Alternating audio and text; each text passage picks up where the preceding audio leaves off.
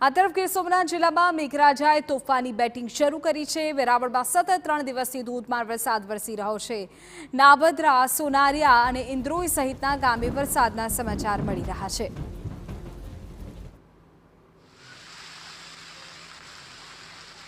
ગીર સોમનાથમાં મેઘમહેર યથાવત રહેતા પાણી ભરાઈ ગયા છે। વેરાવળ સુત્રાપાડા તાલુકાના અનેક વિસ્તારો અત્યારે પાણીમાં ગરકાવ છે। વેરાવળનો સટ્ટા બજાર, સુભાષ રોડ વિસ્તારમાં પાણી ભરાયા છે। તપેશ્વર અને ગાંધી રોડ સહિતના વિસ્તારોમાં પણ પાણી ફરી વળ્યા છે।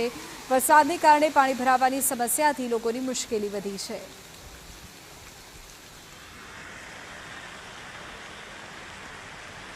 ગીર સોમનાથમાં ધોધમાર વરસાદની સ્થિતિ છે। ગાજવીજ સાથે મેઘરાજા તોફાની બેટિંગ કરી રહ્યા છે। ગીર સોમનાથના સોમનાથ મંદિરની આસપાસના દ્રશ્યો આપણે બતાવી રહ્યા છે। ગ્રામ્ય વિસ્તારમાં પણ ધોધમાર વરસાદ પડી રહ્યો છે। સોમનાથ મંદિરની આસપાસના વિસ્તારમાં પણ મેઘરાજા મન મૂકીને વરસી રહ્યા છે।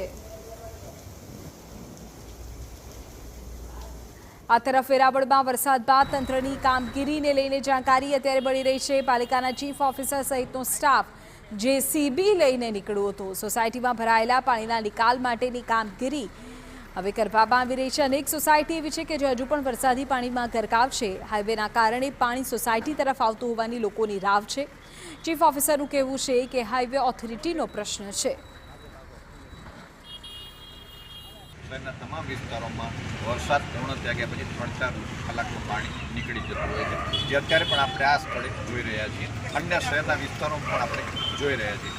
આમ છતાં જ્યાં કંઈ સમસ્યા નાની મોટી હોય છે નગરપાલિકાની વિવિધ ટીમ તાત્કાલિક ત્યાં પહોંચી જાય છે અને જે કંઈ દુરસ્તીના પગલાં ભરવાના હોય કરે છે। આ રાઉન્ડની અંદર આપણે અત્યાર સુધી 21 ઇંચ જેટલો વરસાદ છેલ્લા 2-3 દિવસોમાં થયેલો છે। પરિણામે પાણીને નીકળવાનો સમય લાગે એ બહુ સ્વાભાવિક છે। એ પ્રક્રિયા અત્યારે ચાલુ રહી છે।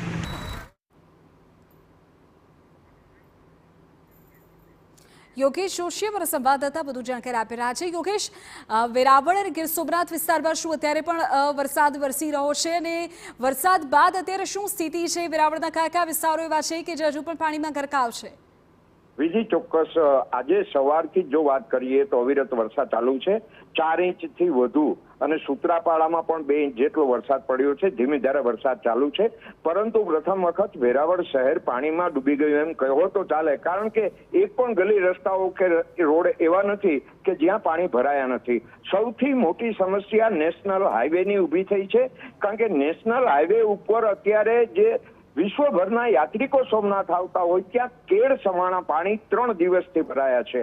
વહીવટી તંત્ર દ્વારા બધા એ નેશનલ હાઈવે ઉપર ઢોળે છે અને નેશનલ હાઈવે કંપની દ્વારા કોઈ ધ્યાન અપાયું નથી। અંતે પોલીસને બધી ફરજો એમને બજાવવાની આવતી હોય વહેલી સવારથી પોલીસ વિભાગ દ્વારા જેસીબી મશીનો લઈ અને ડિવાઈડરો તોડવાની કામગીરી ચાલી રહી છે। તો શહેરમાં પણ આ બધું જ પાણી એકત્ર થતા પાણી નીકળવાનું નામ લેતું નથી। અરબી સમુદ્ર નજીક હોય, પરંતુ પૂનમને કારણે એમાં દરિયામાં ભરતી હોય, જેને કારણે પાણી દરિયો સમાવી શકતો ન હોય, ત્યારે વહીવટી તંત્ર અને લોકો પર એક આક્ષેપ એવો થઈ રહ્યો છે કે અધિકારીઓ આવતા જતા હોય છે, પણ સ્થાનિક જે પ્રજાના સેવકો પોતાને કેવડાવે છે એમને આખા ભૂગોળ ઇતિહાસથી પરિચિત હોવા છતાં છેલ્લા 3-4 વર્ષથી નેશનલ હાઈવેને કારણે વેરાવળ શહેર છે એ પાણીમાં ડૂબી રહ્યું છે, જેને કારણે લોકોમાં ભારે આક્રોશ તંત્ર કરતા રાજકીય પ્રતિનિધિઓ ઉપર વધારે હોવાનું માની રહ્યો છે લોકો।